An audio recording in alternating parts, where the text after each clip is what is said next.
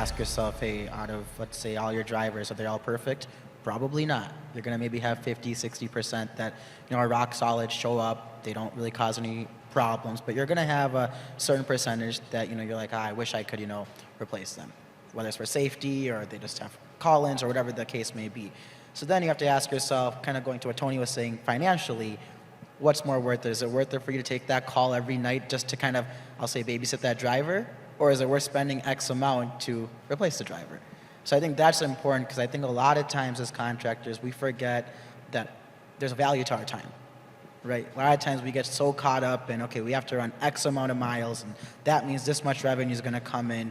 So you think of it, okay, in the week, we got X amount of miles. But you forget that, okay, these 60% of drivers, you really invested no time.